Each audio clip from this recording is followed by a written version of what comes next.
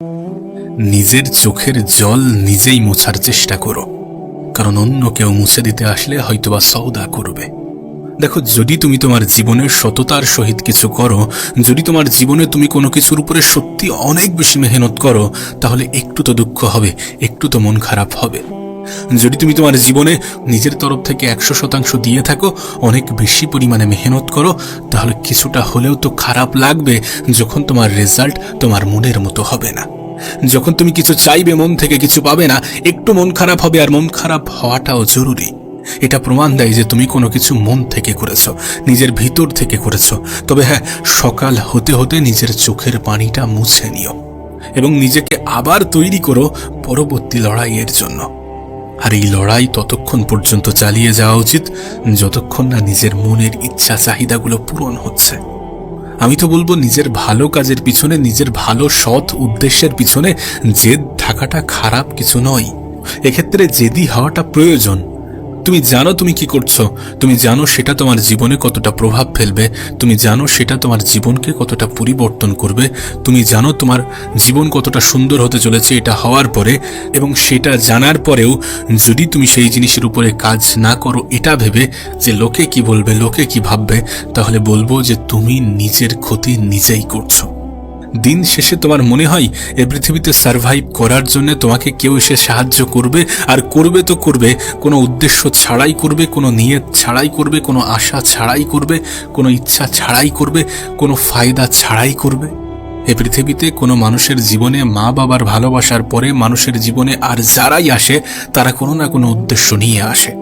তাদেরকে ভালো রাখার জন্য কিছু না কিছু প্রাইজ পে করতে হয়।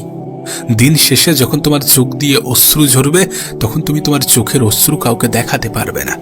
আর যখন কাউকে দেখাতে পারবে না, তখন কেউ তোমার চোখের অশ্রুটা, তোমার চোখের জল, তোমার চোখের পানিটা কেউ মুছে দিতে আসবে না। তাই বলছি, নিজের খারাপ সময়গুলোতে, নিজের খারাপ মুহূর্তগুলোতে যদি চোখে জল আসে, যদি চোখে পানি আসে, তাহলে সেটা নিজেই মোছার চেষ্টা করো এবং জীবনে যেটা করবে সেটা নিজের সততার সহিত করো, নিজের সবটুকু দিয়ে করো, নিজের মন উজাড় করে করো। হ্যাঁ, হয়তোবা না পেলে দুঃখ হবে, হোক, তাতে কোনো যায় আসে না। দুঃখ হওয়াটাও জরুরি। যখন আমরা কোনো কিছুকে ভালোবেসে ফেলি, সেটা হারানোর পরে দুঃখ হয়, কিন্তু এটা তো প্রমাণ দেয় যে তুমি সেই জিনিসটাকে ভালোবেসেছো। আমাদের মধ্যে একটা ভুল ধারণা আছে, আমরা মনে করি যে আমরা যখন ব্যর্থ হই, তখন এই ব্যর্থতার পরে আমাদের জীবনে আর কোনো ভালো জিনিস ঘটবে না, আমরা কখনোই আর উঠে দাঁড়াতে পারবো না। এটা আমাদের সবথেকে বাজে কনসেপ্ট। এমনটা নয় যে পৃথিবীর প্রত্যেকটা মানুষ জীবনের প্রথম দিনগুলো থেকেই সফল, এমনটা নয় যে পৃথিবীর প্রত্যেকটা মানুষ জীবনের প্রথম চেষ্টাতেই সফল। যদি এমনটা ভাবো, তাহলে তুমি ভুল ভাবছো। সফলতা একদিনে আসে, সফলতার শুরুতে কোনো বিফলতা আসে না। এগুলো আমাদের ভুল ধারণা ছাড়া কিছুই নয়। জীবনের বড় সফলতাগুলো আসতে সময় লাগে। জীবনের বড় সফলতা আসার আগে অনেকগুলো ছোট ছোট ব্যর্থতা আসে, আর সেই ব্যর্থতাগুলোতেও মানুষের মন খারাপ হয়। কিন্তু দিন শেষে সেই ব্যর্থতা থেকে শিখে মানুষ তার জীবনে আবারও এগিয়ে যায় এবং দ্বিতীয়বার, তৃতীয়বার, চতুর্থবার ব্যর্থ হওয়ার পরে পঞ্চমবারে এমন কিছু তার জীবনে ঘটে যেটা তার কাছে আনএক্সপেক্টেড মনে হয়। তুমি দেখবে কোনো কিছু একটা মন থেকে চাইছো, কিন্তু সেটা পাচ্ছ না, আবার চাইছো, আবার পাচ্ছ না, বারবার চাইছো, পাচ্ছ না।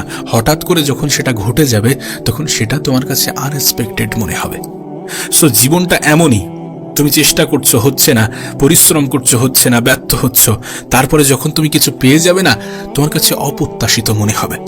কিন্তু এটা প্রকৃত অর্থে অপ্রত্যাশিত নয়। তুমি ব্যর্থ হয়েছো, শিখেছো যে এটা করা যাবে না, আবারও ব্যর্থ হয়েছো, শিখেছো এটা করা যাবে না, আবারও ব্যর্থ হয়েছো, শিখেছো এটা করা যাবে না, আবারও ব্যর্থ হয়েছো, শিখেছো এটা করা যাবে না। বারবার ব্যর্থতা তোমাকে শিখিয়েছে কোনটা করা উচিত নয়। তারপরে যখন তুমি শিখেছো যে এইগুলো করতে হবে আর এইগুলো করা যাবে না, তখনই তুমি সঠিক পথ পেয়েছো। তাই তোমার যদি মনেও হয় যেটা আনএক্সপেক্টেড, এটা অপ্রত্যাশিত, বাস্তবে এমনটা নয়। এটা কঠোর মেহনতের ফল, এটা কঠোর পরিশ্রমের ফল।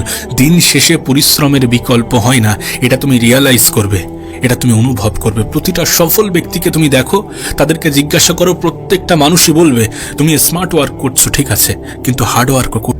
যদি তুমি নিজেকে একটু আলাদা ভেবে থাকো, তাহলে নিজেকে একটু আলাদা রাখার চেষ্টা করো জীবনকে সুন্দর করার উদ্দেশ্যে। নিজের এই গোল্ডেন এজটাকে কাজে লাগাও। এমন কোনো ক্ষেত্রে, এমন কোনো ব্যক্তিদের সাথে, এমন কোনো মানুষের সাথে নিজেকে জড়িয়ে ফেলো না, এমন কোনো পরিস্থিতির মুখোমুখি নিজেকে দাঁড় করিও না যেখান থেকে ফিরে আসাটা কঠিন হয়ে যায়, যেখান থেকে জীবনটা অনেক বেশি কঠিন মনে হয়।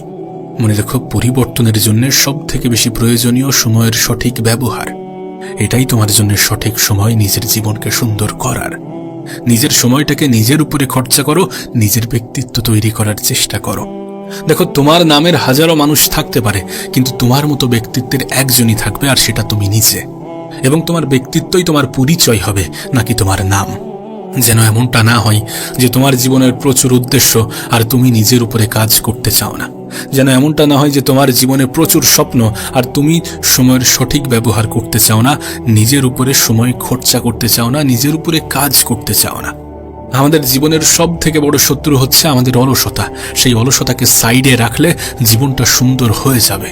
তোমার কাছে একটা বিষয় ক্লিয়ার হওয়াটা প্রয়োজন, যে রাজা হতে গেলে গোলামের মতো মেহনত করতে হবে। আমি একটা কথা প্রায়ই বলি যে তুমি যদি মধ্যবিত্ত পরিবারের হয়ে থাকো, তাহলে তোমার কাছে হারানোর মতো কিছু নেই সময় ছাড়া। তুমি যদি কোনো মধ্যবিত্ত পরিবারের হয়ে থাকো, তাহলে তোমার কাছে সব থেকে বড় সম্পদই হচ্ছে তোমার সময়। কারণ এই সময় তোমার জীবন পরিবর্তন করতে পারে। এই সময়ের সঠিক ব্যবহারই তোমার জীবনে পরিবর্তন আনতে পারে। আমাদের কাছে সময়ের সঠিক ব্যবহার ছাড়া আর কোনো অপশন নেই যে আমরা আমাদের জীবনটাকে পরিবর্তন করতে পারি। এ পৃথিবীতে বেশিরভাগ মানুষ আফসোস করে এটা নিয়ে যে কাশ যদি আমি আমার সময়টাকে কাজে লাগাতাম, কাশ যদি আমি আমার অতীতের সময়গুলোকে সঠিক জায়গায়, সঠিক ক্ষেত্রে, সঠিকভাবে কাজে লাগাতাম। সময় থাকতে সময়ের উপয়োগ করো, সময় থাকতে সময়ের সঠিক ব্যবহার করো, নিজের ব্যর্থতাগুলো থেকে শেখো এবং জীবনের সামনের দিকে এগিয়ে চলো। প্রতিটা ব্যর্থতা তোমাকে শেখাবে যে কোনটা করা উচিত হবে না। প্রতিটা ব্যর্থতা তোমার সময় বাঁচাবে, অপ্রয়োজনীয় ক্ষেত্রে তোমার সময় ব্যয় হওয়া থেকে তোমাকে বিরত রাখবে। একজন মানুষের জীবনের সফলতাগুলো তার অভিজ্ঞতা থেকে আসে, আর যখন একজন মানুষ বারবার ব্যর্থ হয় তখন সে অভিজ্ঞ হয়ে ওঠে। তাই বলবো যে জীবনে যদি ব্যর্থতা আসে তাহলে ব্যর্থতাকে অস্বীকার করো না, ব্যর্থতাকে ইগনোর করো না, ব্যর্থতাকে এড়িয়ে চলো না, এড়িয়ে যাওয়ার চেষ্টা করো না। নিজের ব্যর্থতাগুলো থেকে শিক্ষা নাও এবং সামনের দিকে এগিয়ে যাও। নিঃসন্দেহে খুব দ্রুত তোমার জীবনটা পরিবর্তন হতে চলেছে। নিঃসন্দেহে খুব দ্রুত তোমার ব্যর্থতাই তোমার সফলতার কারণ হতে চলেছে।